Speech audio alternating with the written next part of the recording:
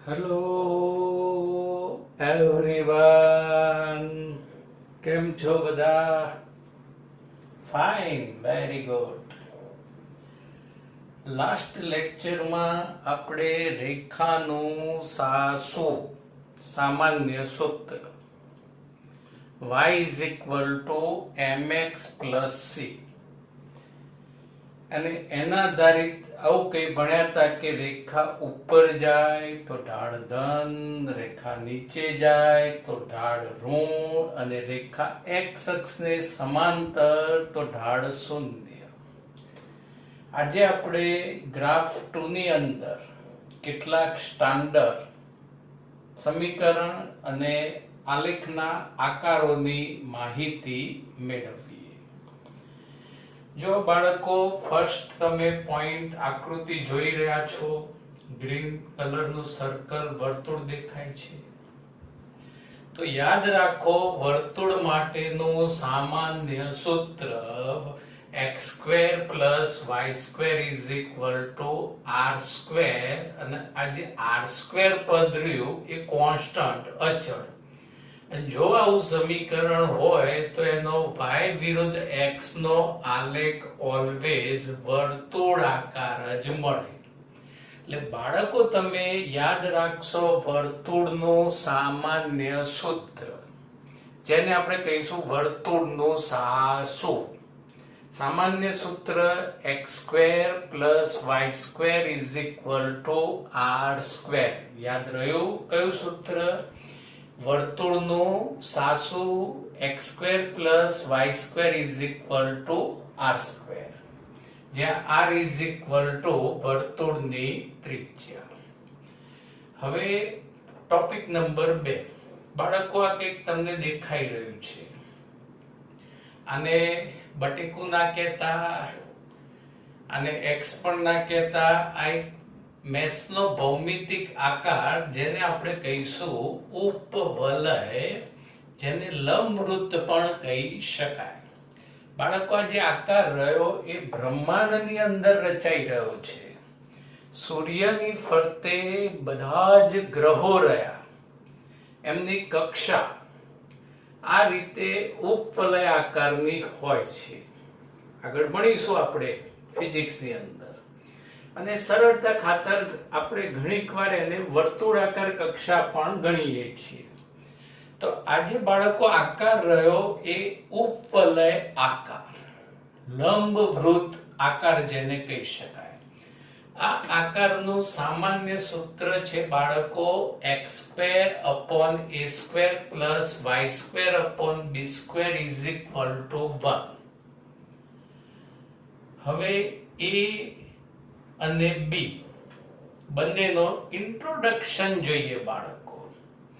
આ જે ઉપવલય આકાર રહ્યો એમાં તમે જોઈ શકો છો કે એક અક્ષ મોટી છે અને એક અક્ષ રહી એ નાની છે, નોની છે. એક અક્ષ નોની છે. તો બાળકો, જે અક્ષ મોટી રહી એને આપણે કહીશું દીર્ઘ અક્ષ, મેજર એક્સિસ. અને જે અક્ષ નાની છે એને કહીશું આપણે લઘુ અક્ષ, માઇનોર એક્સિસ કહીશું. તો આ દીર્ઘ અક્ષનું જે અડધું માપ આવે એ a વડે દર્શાવાય, અને લઘુ અક્ષનું જે અડધું માપ રહ્યું એ b વડે દર્શાવાય. તો આ સમીકરણમાં a > 0 અને b > 0.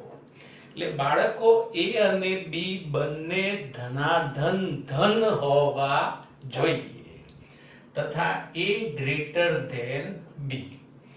આ દીર્ઘ અક્ષ છે એટલે નેચરલ કે a નું માપ b કરતા વધુ હોવું જોઈએ. તો આવા સમીકરણ અનુસાર y વિરુદ્ધ x નો આલેખ ઉપવલય લંબવૃત્ત મળે છે. તો બાળકો, લંબવૃત્ત ઉપવલયનું સામાન્ય સૂત્ર લાઈક સર્કલ વર્તુળના જેવો જ પણ ડિફરન્સ થોડુંક ડિફરન્સ આવશે. સૂત્ર કયું આવશે? x² upon a² plus y² upon b² is equal to 1. a b greater than 0, a અને b ધન અને a greater than b. હવે બાળકો આગળ topic 3 y is equal to e raised to kx હોય તો y વિરુદ્ધ x ના આલેખનો આકાર. પહેલા તો આ ટર્મ્સ નું આ વિધેયનું ઇન્ટ્રોડક્શન સમજો. આવું બે માળ વાળું પદ હોય બાળકો, કયું? બે માળ વાળું પદ, આધાર અને ઘાત હોય. It is known as a ચર ઘાતાંકીય વિધેય, એક્સપોન્ટેનિયલ ફંક્શન. બોલો તો બાળકો કયું વિધેય? આવા વિધેયને કયું વિધેય કહેવાય? જેમાં આધાર અને ઘાત હોય. એને શું કહેવાય? ચર ઘાતાંકીય વિધેય. Very good. હવે આ સમીકરણમાં y એટલે y અક્ષ પરના યામ, ઓકે, x પરના યામ, ઓકે, પરિચિત છો. તો k એટલે પોઝિટિવ કોન્સ્ટન્ટ, ધન અચળાંક. 2 હોઈ શકે, 3 હોઈ શકે, 7 હોઈ શકે, 10 હોઈ શકે. અને e, ઓહો, e, આ e ની એન્ટ્રી ફિઝિક્સમાં આપણે છેક પાર્ટ 2 ના ચેપ્ટર 10 ની અંદર થશે, પણ અત્યારથી તમે એનું ઇન્ટ્રોડક્શન લઈ લો. e એટલે વન ટાઈપ ઓફ કોન્સ્ટન્ટ, એક પ્રકારનો અચળાંક. જેમ આપણે ફિઝિક્સમાં પાઈની કિંમત કેટલી લઈએ છીએ? 3.14, ઓકે. અને જો ઘણીક વાર લખીને આપ્યું હોય 22/7, એટલે જેમ પાઈ અચળ જેની કિંમત 3.14, એમ બાળકો ઈ પણ અચળ અને જેની કિંમત 2.718 થાય. તો હવે આ ચર ઘાતાંકીય વિધેયનો આલેખ કેવો આવશે એ આપણે સમજીએ. y વિરુદ્ધ x. હવે તમે અહીંયા x ની કિંમત વધારતા જાઓ. ધારો કે આ k ની કિંમત 2 હોય, x ની કિંમત 1 મૂકો એટલે 2.718 નો વર્ગ, 4 point something વિચાર લઈએ. પછી અહીંયા x ની કિંમત 2 મૂકો એટલે અહીં 2.718 ની 4 ઘાત. એટલે જેમ જેમ x નું મૂલ્ય તમે વધારશો એમ y નું મૂલ્ય પણ વધશે. અને એ બધા મૂલ્ય પરથી આનો આલેખ રહ્યો આ રીતે વક્ર અને ઉપરની તરફ આપણને મળશે.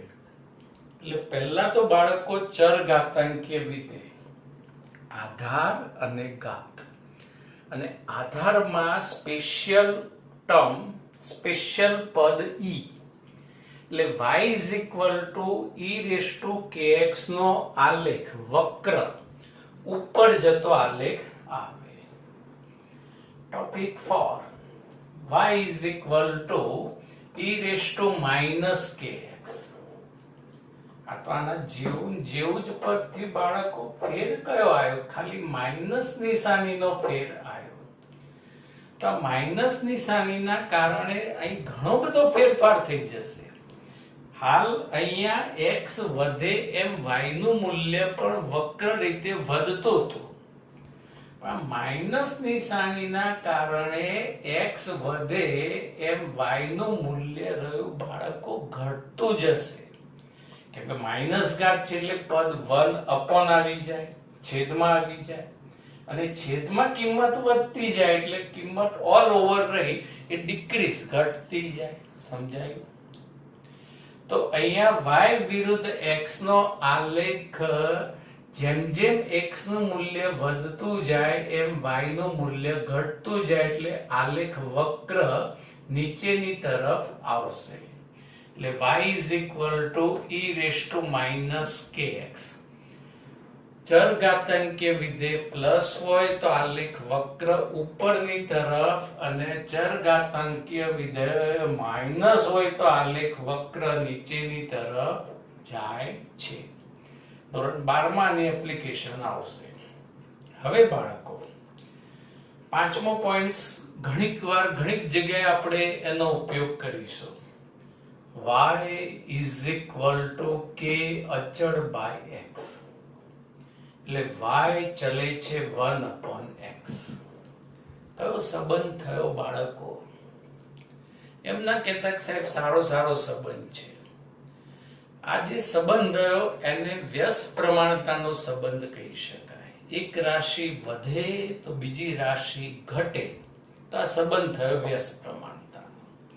તો વ્યસ્ત પ્રમાણતાનો સંબંધ હોય તો વિદ્યાર્થી મિત્રો એક રાશિ વધે એટલે ધારો કે x ની કિંમત આપણે વધારતા જઈએ તો આ બાજુ y ની કિંમત શું થાય? ઘટતી જાય. એટલે આલેખનો આકાર આ રીતે આવશે અને આ જે આકાર રહ્યો એને મેથ્સના ટર્મ્સમાં કહેવાય અતિવલય. આગળ કયો વલય ભણ્યા? ઉપવલય. અને આ જે આકાર આવશે એને કયો આકાર કહીશું આપણે? અતિવલય. એટલે યાદ રાખજો બરાબર કે વ્યસ્ત પ્રમાણતાનો સંબંધ હોય બે રાશિ વચ્ચેનો તો આલેખ હંમેશા અતિવલય જ મળે.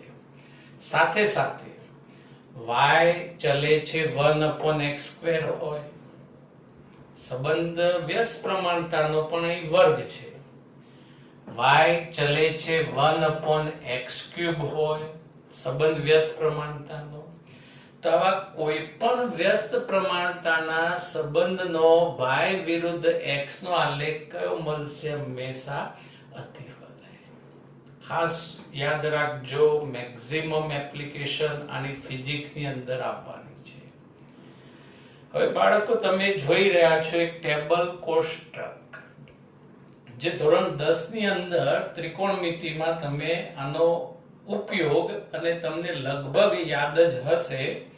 અહીંયા ખૂણાના માપ 0 degree, 30 degree, 45 degree, 60 degree, 90 degree. નીચે એમના રેડિયન માપ લખ્યા છે અને આપણે લેક્ચર 1 માં અંશ માપને રેડિયન માપમાં કેવી રીતે ફેરવવા એની ચર્ચા કરી ચૂક્યા છીએ. હવે sin 0 ડિગ્રીની કિંમત 0, sin 30 1/2, sin 45 1 upon √2, sin 60 √3/2 and sin 90 is 1. એ જ રીતે cosine અર્થાત cos ની કિંમતો પણ બાળકો તમને યાદ જ હશે. અને આ sin અને cos નો ગુણોત્તર લઈ લઈએ એટલે વિધેય કયું મળી જાય આપણને? tan વિધેય. અને આ ગુણોત્તર પરથી tan ની કિંમતો પણ યાદ રાખી શકાય. એટલે એકવાર તમે ધોરણ 10 ની બુકમાંથી આ વેલ્યુ ફરી રિકોલ કરી દેજો. હવે y is equal to sin x નો આલેખ આપણે દોરવો છે. બાળકો આ બંને આલેખો રહ્યા એ આપણે દિવાળી પછી પાર્ટ 2 નું દોલન ચેપ્ટર ચાલશે અને તરંગ ચેપ્ટર ચાલશે. તરંગનું બેઝિક તમે ભણી ચૂક્યા છો. તો એમાં મેક્સિમમ એક્ઝામ્પલ, થિયરી અને એમસીક્યુ માંનો ઉપયોગ આપણે આવશે. પહેલા તો સાઇન વિધેયનો ગ્રાફ કેવી રીતે દોરવો? તો અહીંયા x અક્ષ and this is the y અક્ષ. અહીં 0 પછી આ x ની જગ્યાએ ખૂણાના માપ લખીએ π/2 90. પાઈ એટલે 180, 3π/2 એટલે 270 અને 2π એટલે 360. બાળકો કદાચ હાલ અહીંથી આગળની કિંમતોનો ખ્યાલ ના આવે તો એક લેક્ચર ખાલી રાહ જોજો. આપણે એકમ વર્તુળ ભણવાના છીએ, મેથ્સનું યુનિટ સર્કલ, જેનો મેક્સિમમ ઉપયોગ આપણે ફિઝિક્સમાં આવે છે. એટલે બધી જ કિંમતો તમને વખતે પ્રોપરલી સમજાઈ જશે. એટલે હાલ પૂરતું આ કિંમતો તમારે યાદ રાખવી પડશે. પછી હું ડિટેલમાં વ્યવસ્થિત સમજાવીશ. પછી અહીંયા +1 -1 હવે બાળકો sin 0 ની કિંમત તમને ખબર છે 0, એટલે અહીં આપણે પોઈન્ટ કર્યો, ટપકું કર્યું, ગોળ કર્યું. પછી આ બધી કિંમતોને પ્લોટિંગ કરવાની નથી, સીધા sin 90 પર જઈએ. sin 90 ની કિંમત આવશે +1. પછી sin પાઈ ની કિંમત, sin 180 ની કિંમત હાલ પૂરતી બાળક યાદ રાખો 0, એટલે અહીં ટપકું કર્યું. પછી sin 270, sin 3π/2 ની કિંમત બાળકો થાય -1, એટલે નીચે અહીં ટપકું આવશે. અને sin 360, sin 2π એની કિંમત 0. પછી બાળકો આગળ પણ કિંમતો આની લખી શકાય છે, પણ ફિઝિક્સમાં આપણે આટલું ઇનફ છે. અને આ કિંમતો કેવી રીતે આવે અને યાદ રખાય એ હું નેક્સ્ટ લેક્ચરની અંદર તમને સમજાવીશ. હવે બધા જ પોઈન્ટ્સ તમે જોડી દો, એટલે જે આલેખ તૈયાર થાય એ y sin x નો આલેખ થયો. તરંગ ભણ્યા હતા, તરંગમાં લંબગત તરંગ આવતો, એના જેવો જ આકાર એટલે સાઇન વિધેયનો આલેખ થયો. બેઠું બરાબર મગજમાં? ઓકે. હવે y cos x, કોસાઇન વિધેય. હવે y cos x માં cos 0 ની કિંમત 1. આપણે બધી કિંમતો આની જેમ જ લખી દેવાની. પછી cos 0 ની 1, cos 90π/2 ની કિંમત 0. પછી હાલ પૂરતું બાળકો યાદ રાખો, cos 180 -1, cos 3π/2 0, 270, અને cos 360 ની કિંમત થાય 1. એટલે આલેખ જોડી દો, એટલે બધા જ બિંદુઓ જોડી દઈએ તો આલેખ આ રીતે આપણને મળશે. આગળ પણ જો વેલ્યુ આપણે લખી હોય તો આલેખ આગળ રિપીટ થતો જાય. અને બીજી વસ્તુ કે આ સાઇન અને કોસાઇન વિધેય એ બે કિંમતોની વચ્ચે જ રમ્યા કરે. બે કિંમતો કઈ તો +1 અને -1, અને એની વચ્ચેની કિંમતો રિપીટ થયા કરતી હોય. એટલે આલેખ આ રીતે આગળ ને આગળ રિપીટ થયા કરતો હોય. આવા વિધેય, આવા ફંક્શન રહે એને બાળકો હાર્મોનિક વિધેય તરીકે ઓળખી શકાય, પણ એ આગળ એની ચર્ચા આપણે આવશે. હવે દ્વિઘાત સમીકરણ પર આધારિત આલેખ આપણે સમજીએ. ક્વોડ્રેટિક ઇક્વેશન, દ્વિઘાત સમીકરણ, એની પણ ચર્ચા આપણે આગળના લેક્ચરમાં બેઝિક ઓફ ફિઝિક્સમાં કરી ચૂક્યા છીએ. જો સમીકરણ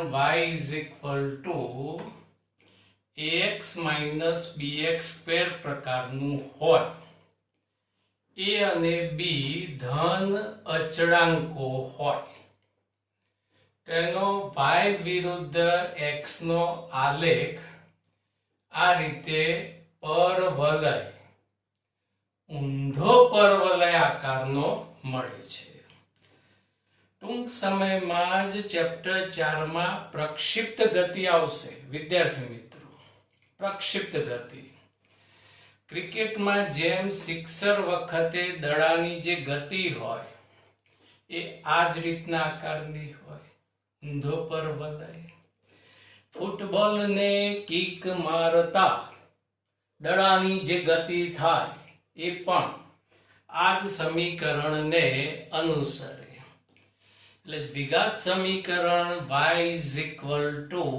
y ax bx² નો આલેખ ઊંધો પરવલય આકાર હોય છે.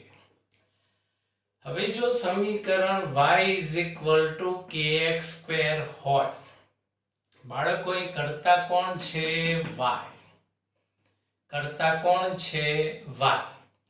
તો આવા સમીકરણનો આલેખ y ને અનુરૂપ, એટલે કે y અક્ષ સાથે સમમિતિ ધરાવતો હોય. સમજો આગળ, જો k અચળાંક > 0 હોય તો y અક્ષ સાથે આલેખ સમમિતિ ધરાવે તથા ચત્તો સીધો પરવલય આકાર આપણને મળે. બાળકો, ગોપાલના વાટકા ખાધા જશે તમે? તો ગોપાલનો સીધો વાટકો અહીંયા વિચારવા, ગોપાલનો સીધો વાટકો. અને જો કે લેસ ધેન 0 હોય એટલે ભાઈ તો નેગેટિવ થઈ જાય, એટલે માઇનસ થઈ જાય. એટલે એનો આલેખ રહ્યો y અક્ષને સમમિતિ ધરાવતો અને ઊંધો પરવલય આકાર મળે. ખ્યાલ આવે બાળકો આમાં?